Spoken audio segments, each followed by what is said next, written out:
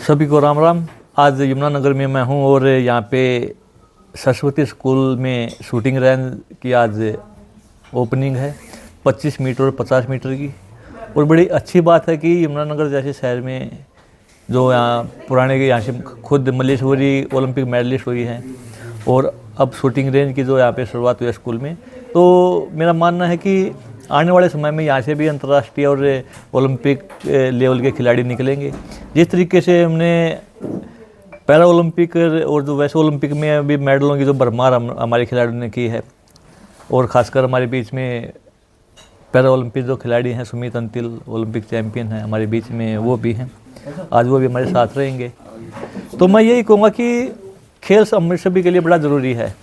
और सरस्वती स्कूल में जो आज ये 25 और 50 मीटर की शूटिंग रेंज की जो आज शुरुआत होगी, तो यहाँ से खिलाड़ियों को, जो हमारे जो बच्चे हैं, जूनियर बच्चे हैं, युवा खिलाड़ी हैं, उनको एक नया मौका मिलेगा। मैं सभी से ये कहूँगा कि आप सभी कोई ना कोई खेल ज़रूर खेलें, देश का नाम रोशन करें।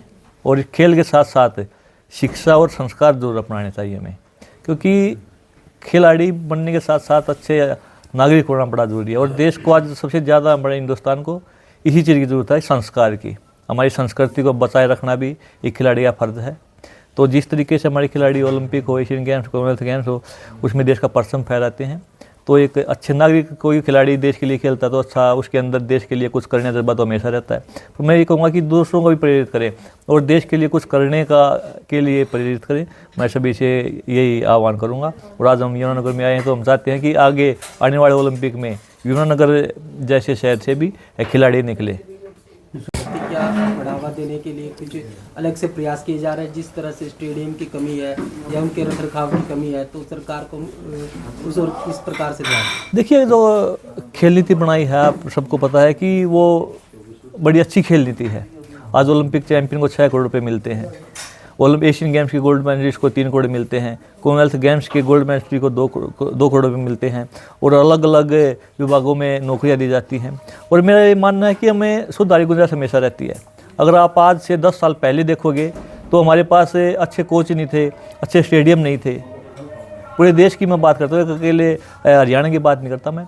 2016 रियो ओलंपिक के बाद हमारे 2 मेडल आए थे। उसके बाद प्रधानमंत्री जी ने टॉप्स का गठन किया था, एक टीम बनाई थी जो आज टारगेट ओलंपिक पोडियम स्कीम से चलती है, जिसमें हम युवा बच्चों के भी लेते हैं और जो कोर ग्रुप में आते हैं जो खिलाड़ी हैं उनको लेके उनको ओलंपिक मेडल किस तरीके से जीते हैं उस पर काम किया जाता है। उसके साथ साथ खेलो इंडिया, फिट इंडिया करके स्कीम चलाई है, जिससे बच्चों को डायरेक्ट फ़ायदा होता है। जो जूनियर बच्चे हैं, जो एक बार खेलो इंडिया में सेलेक्ट हो जाता है तो पर उनका रहने का, खाने का, पीने का खर्चा सारा सरकार वहन करती है। उससे अलग 10,000 रुपये पॉकेट मनी अंडर 17 के बच्चे को दी जाती हैं। तो काफ़ी कुछ सरकार करने लग रही है, बात हरियाणा सरकार की हो चाहे बात सरकार की हो। और हमारे खिलाड़ी देखिए कि अलग अलग में ओलंपिक खिलाड़ी हो या पैरा ओलंपिक खिलाड़ी हो, तो उन्होंने पूरी, चाहे एशियन गेम्स हो, कॉमनवेल्थ गेम्स हो, ओलंपिक हो, तो उन्होंने देश का परचम फहराया है और हमारे खेल आगे बढ़े भी हैं। तो मैं यही कहूँगा कि सुधार की गुंजाइश हमेशा रहती है। ग्रास रूट पर जितनी हम ज़्यादा मेहनत करेंगे तो हम और ज़्यादा अच्छा होंगे। लास्ट में फंस गए तो मतलब इतने बड़े लेवल पर जाकर क्योंकि देश का भी नाम बदनाम हो जाता है। देखिए, ये हमारे साथ खुद सुमित है जो पैरा ओलंपिक का 2 बार का ओलंपिक चैंपियन है। और खिलाड़ी की खुद जिम्मेवारी होती है कि उसका डोप देना, उसको मेल करना होता है कि जब भी मैं 15 दिन में कर रहूँगा, अगर मैं आज के बाद अपनी कोई जगह छोड़ता हूँ, 15 दिन में कर रहूँगा, विदेश में रहूँगा या अपने देश में किस टाइम पर रहूँगा, तो बताना होता है, वाडा नाडो को इन्फॉर्म करना होता है कि भाई इस टाइम पे यहाँ वेयर अबाउट में बताना होता है। और अगर 3 बार में अगर हम अपना डोप नहीं देते तो ऑटोमेटिकली वो अपराध की श्रेणी में आता है और उस पर डोप बैन का प्रावधान है। तो जो 4 साल का बैन लगाया है एज ए रूल, वो बिल्कुल ठीक लगाया है, कोई गलती उसमें खिलाड़ी की मानी जाती है। और अकेला ये केस नहीं है, एक खिलाड़ी हमारे अभी ओलंपिक के टाइम में एक हमारी बॉक्सर थी खिलाड़ी, उसको भी इस तरीके से झेलना पड़ा, वो भी उसमें बता नहीं पाए वेयर अबाउट में। और ये तो डोप लेने वाले के साथ घूम रहे थे और ये भाग रहा था। तो ये तो बिल्कुल ऐसे तो पक्का पहली बार मेरे ऐसे डोप बैन लगता है और मेरा डोप लेने वाला मेरे पास यहाँ पे आया और मैं यहाँ से भाग जाता हूँ तो वो डोप की श्रेणी में आता है और मेरे पे डोप लगने का वो प्रावधान है। तो ये तो डोप वहाँ होते हुए भी डोप नहीं दिया। तो इसमें ये बिना बात की एक राजनीति और लोगों में और पूरे देश में ये दुष्प्रचार करना होता है। जिस तरीके से ओलंपिक में एक पहलवान का विनेश फोगाट का वेट नहीं आया था, 100 ग्राम रहा था, और पूरे देश में एक माहौल ऐसा बनाया गया कि प्रधानमंत्री ने और भारत सरकार ने साजिश के तहत इसका वेट नहीं आने दिया। और ये जिम्मेवारी खुद खिलाड़ी की होती है। ऐसे ही डोप की जिम्मेवारी खुद खिलाड़ी की होती है।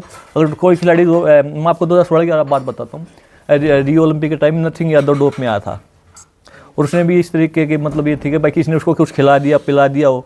सबके यहाँ से बड़ी होने के बाद भी उस वार्डा ने उस पर डोप 4 साल प्रतिबंध लगा था कि डोप आपने लिया हुआ, किसी ने भी दिया हो पर डोप आपके अंदर मिला है, आप डोपिंग में आए हो तो आपके 4 साल का बैन लगेगा। कोई ये खुद खिलाड़ी की जिम्मेवारी होती है। अगर मैं डोप में आता हूँ तो मेरी जिम्मेवारी है, मैं क्या खाता हूँ क्या पीता हूँ उसकी जिम्मेवारी मेरी है। अगर मेरे को कोई पिला भी जाता है वो मेरी जिम्मेवारी मेरी है, मैंने क्यों पिया किसी से कुछ लेके। तो इस तरीके की बातें बिल्कुल निराधार हैं और हमें खुद पता होना चाहिए और सबको पता भी है, हर खिलाड़ी को पता है कि डोप में कौन खिलाड़ी कैसे आता है और जब डोप से भागता है तो उस पर बैन लगता है। सर, जिस तरीके से बजरंग ने खासकर राजनीति और ये कि फंसाया गया, देखिए इन्होंने एक पूरे देश में एक माहौल बना दिया। मैं पीछे बोला था कि राजनीति अपनी जगह, खेल अपनी जगह है और खिलाड़ी को उसको खेल करते रहना चाहिए। अगर हमारा राजनीति में हम खिलाड़ियों को अपना हिस्सा नहीं खिलाड़ी करेंगे तो बिल्कुल गलत है। खिलाड़ियों का खेल डिस्टर्ब होगा उससे। ये अभी अब ओलंपिक 2028 में फिर ओलंपिक है, उससे पहले एशियन गेम्स है, कॉमनवेल्थ गेम्स है, तो और खिलाड़ी डिस्टर्ब भी होता है। कुश्ती को बहुत ज़्यादा नुकसान इन पहलवानों की वजह से हुआ है। जो कोई इन्होंने आरोप लगाए थे वो कोर्ट में के साथ फैसला कोर्ट करेगा उसको, जिसने भी कुछ गलत किया उसको सज़ा मिलेगी। तो उसके बाद तो उस चीज़ से दूर हटना चाहिए। आज भी हमारी जो कुश्ती फेडरेशन उस पर बैन लगा हुआ है।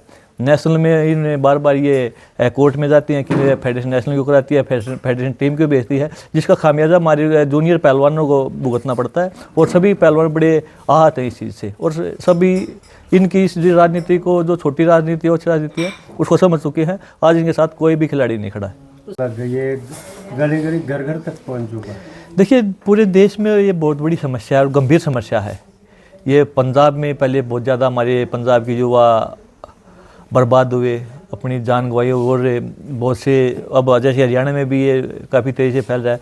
तो इसके का एक दुष्परिणाम बड़े गहरे होते निकलते हैं इसके और पूरे देश को इसका खामियाजा भुगतना पड़ता है। मैं सभी पेरेंट्स से, जो माता पिता हैं, जो अध्यापक, उनसे कहूँगा कि जो उनके स्टूडेंट हैं, जो माता पिता उनके बच्चे हैं, उनका ज़रूर खुद ध्यान रखें। अब क्योंकि हमारे बच्चे हमारी धरोहर हैं, इस देश का भविष्य है और उनको निखारना हमारा काम है।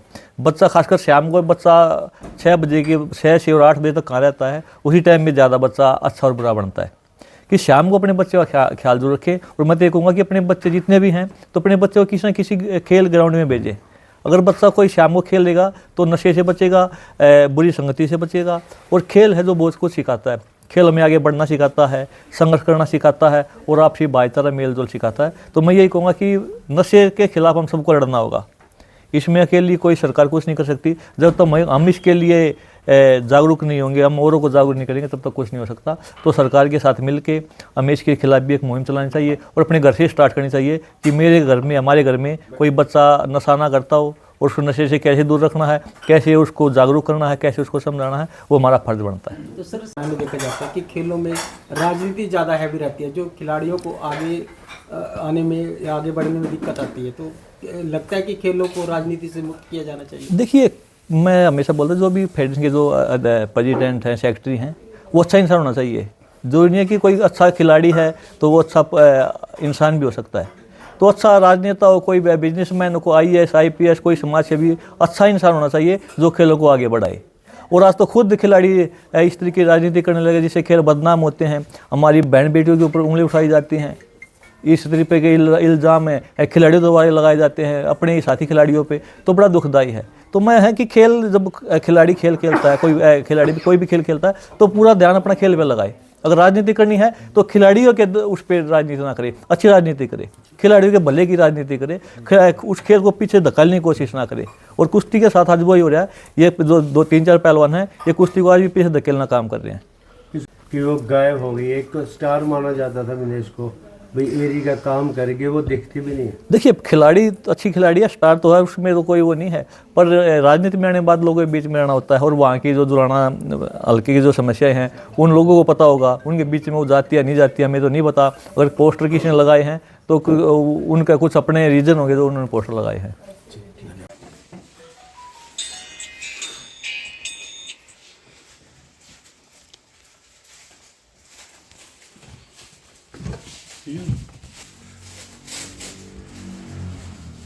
ठीक है।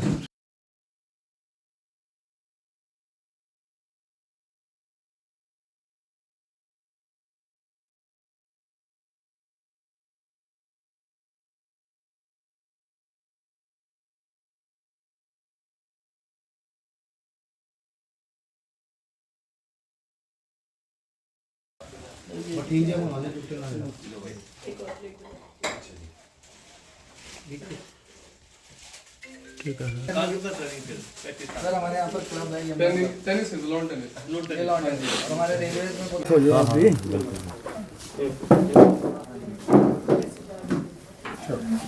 संजय जी के लड़के हैं। अच्छा अर्जुन वार्डी, अच्छा, वर्ल्ड अच्छा। नंबर 1 रैंक है। अच्छा शूटिंग।